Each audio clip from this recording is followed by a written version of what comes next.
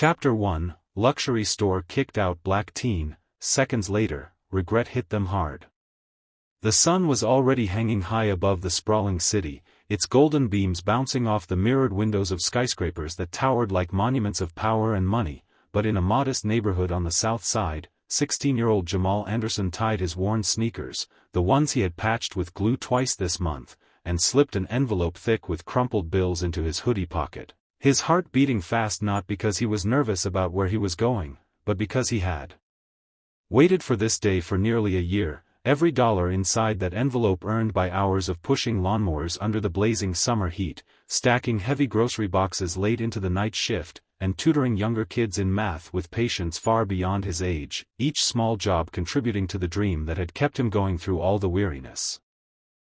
Buying his mother something beautiful, something that showed her that her sacrifices had not been in vain, because he had seen her eyes sparkle each time they passed the window of Maison Elysée, the luxury store downtown where the handbags glowed behind glass like treasures in a queen's vault, and though his mother had never dared to step inside, whispering that places like that aren't for people like us, Jamal had sworn silently that one day he would prove her wrong, that one day he would walk into that temple of wealth and bring out the very bag she admired so she would know she was as worthy as any politician's wife or celebrity. But as he boarded the crowded bus and pressed the envelope tighter in his pocket, he could not shake the nervous twist in his stomach, because he also knew the world did not see him the way his mother did. She saw him as bright, hardworking, destined for greatness. But the world saw a tall black teen in a hoodie and sneakers, a kid to be watched, doubted, dismissed, and sometimes accused before he even opened his mouth, yet he forced himself to breathe slowly and remind himself that today was about her, not about fear. Today he would conquer that invisible line between their world and the glittering downtown where the sidewalks gleamed like they were polished daily, and after the long ride he stepped off the bus into streets lined with luxury cars and perfumed pedestrians, his reflection bouncing back from tinted windows as though asking, "Do you belong here, Jamal? Do you really think they'll let you in?" But he lifted his chin, adjusted his hood, and walked toward the enormous glass facade of Maison Elysée, where two marble pillars flanked the doors and security guards in sleek suits stood like statues, letting in a woman in diamonds without a glance, then a young white man in ripped jeans with a nod. But when Jamal approached, their eyes flickered in the smallest way, a moment of appraisal that carried centuries of judgment, before one of them hesitated and then, perhaps thinking he was too young to be trouble, stepped aside.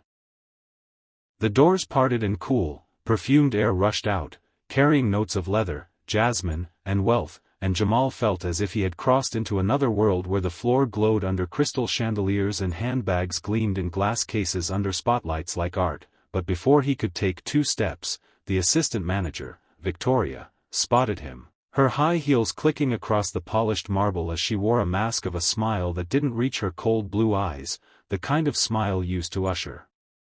someone out while pretending to be polite, and she said in a voice smooth enough to draw attention from nearby customers, "Excuse me, can I help you?" Jamal swallowed, his throat suddenly dry, and managed to say, "Yes, I'm looking for a handbag, it's for my mother's birthday," and he reached carefully into his pocket, pulling out the thick envelope to show he was serious. But Victoria's eyes didn't even flick to the money, they lingered on the hoodie, the sneakers, the brown skin, the slight nervous tremor in his voice, and she decided in a heartbeat that this boy wasn't a customer, he was a threat to the atmosphere, a smudge in the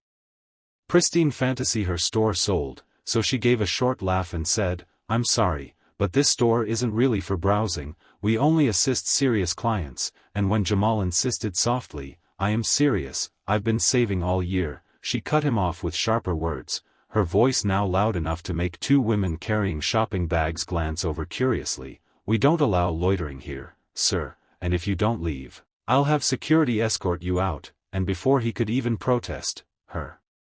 manicured hand gestured to the guards who immediately took a step forward, their broad shoulders blocking the golden light of the chandeliers, and Jamal's cheeks burned as heat rose in his chest, not from guilt but from humiliation so sharp it made his eyes sting. He wanted to scream that he wasn't here to steal, that his money was as real as anyone else's, but his voice caught in his throat and all he managed was a broken whisper, "Please. I just wanted something nice for her, but Victoria rolled her eyes. Motioned to the door, and within seconds the guards were guiding him out, their grip firm enough to tell him resistance would be dangerous, and the marble world behind him blurred as he was pushed back onto the sidewalk where tourists snapped selfies and businessmen strode by without noticing the boy with tears pressing at his eyelids and an envelope of crumpled bills clutched tight in his trembling hand, and he stood frozen there, staring at the glass doors that had just rejected him, seeing his reflection warped in their surface, wondering why he ever believed he could belong in there, when suddenly a voice like velvet laced with steel spoke from behind him, low but carrying power, a woman's voice saying, "Young man, don't you move an inch," and when he turned he saw her, tall, elegant, with skin the shade of rich mahogany, draped in a tailored cream suit that screamed quiet authority, oversized sunglasses hiding most of her face but not her sharp jawline nor the aura that made even the guards hesitate in confusion, and Jamal didn't yet know her name, didn't know she was Evelyn Sinclair, billionaire media mogul and philanthropist, a woman who had once been a poor girl shut out of stores just like him, but he felt in that moment that someone finally saw him, truly saw him, and inside the boutique, Victoria was already smiling at another customer, not yet realizing that in seconds the regret she deserved was about to hit her harder than she could imagine, because the woman striding toward those glass doors carried not just money but power, and power wielded for justice is a storm no luxury store can withstand.